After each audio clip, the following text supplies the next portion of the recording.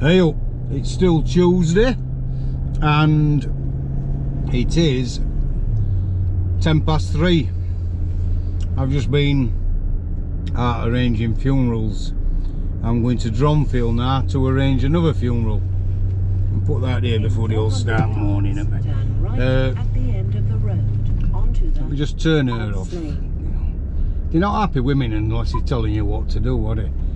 I'd like a bloke on that, but I don't know how to do it. I don't want a bloke telling me what to do and all. My on about. So, I tell you this morning about little Kyle.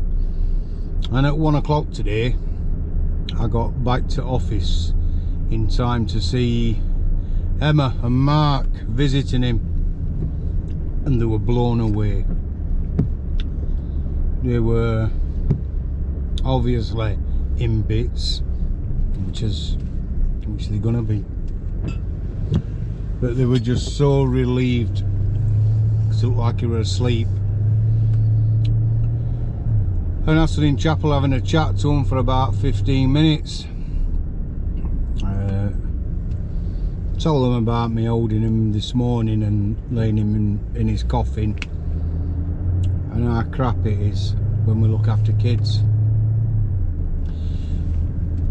It's nice to be straight with mums and dads and with everybody, so they know that you're not just doing this for money. We're not doing that for any money, but undertakers, without a doubt, don't get enough. I tell you now. When you get an undertaker's bill, you think, oh my God, look at that, what they've charged. Well, funeral directors aren't, because there's no such thing as funeral directors ripping people off. What they are is the tax collectors for government, because we have to collect fees for crematorium. They don't send you a bill out, undertakers pay it.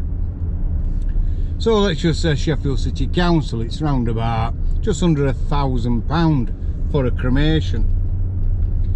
And then for a cremation you've got to have a doctor to sign a piece of paperwork.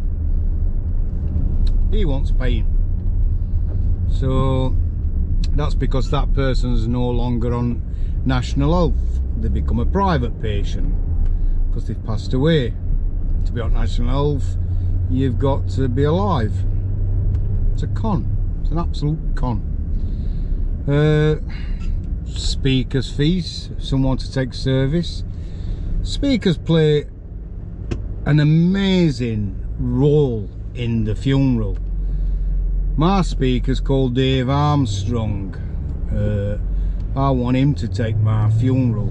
Cheryl wants Lisa Scott, and Lisa's alright, but I personally want Dave Armstrong because I'll just get on with Dave alright. He's a tall Irish guy. In fact, he's doing Kyle's funeral because he's a biker, and little Kyle loved motorbikes as well as dinosaurs. So I used to say I want Dave, I'm saying it now, I want Dave Armstrong. I hope I outlive Dave Armstrong by about 20 or 30 years actually, so I can choose somebody else. That's what I think. If he's watching this, Armstrong will be like, you cheeky monkey Mikey. So anyway, Kyle's mum and dad, it were difficult to say the least. But what were lovely is Lee Jeffries from Steve Salt's, my coffee manufacturer's coming, and I introduced Lee to Emma and Mark, and they couldn't thank him enough for coffin that we'd arranged and done together.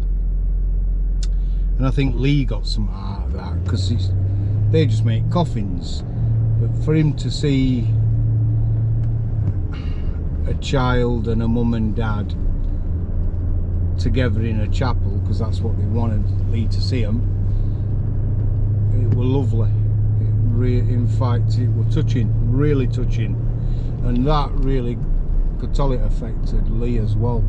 Lee's a right good mate, he really is. Lee Jeffries is a diamond, proper diamond. And Steve Salt specialise in special things. They did Freddie Starr's coffin for me when we looked after Freddie Starr. They're absolutely fantastic. So anyway, I'm on my way to Dronfield. I was out in Chesterfield today and I didn't get to call to Lineker's. So Drew Lineker is a diamond. He's an undertaker in Chesterfield. Never met the man. I follow him, but I've never met him. I'd like to. I'm going to nip over one day because he's not far, Chesterfield, from me. So if you live in Bolzer or Chesterfield or out that way, you want an undertaker who's going to be amazing, look no further than Drew. He's an absolute diamond, seriously. Linekers are probably, well, not probably, they're the best in Chesterfield. They really, that's a bit mad, isn't it? One undertaker calling another undertaker brilliant. Don't happen, does it? Well, it should happen. It should happen. So there's some bloody good undertakers out there, and if they're all like Drew Lineker, it'd be a lovely place, believe me. So anyway, I'm going to Dronfield now. That's David Dunham's territory. Alfred Durham's son. I knew his father years ago. Absolute donkey's years since, and he was lovely.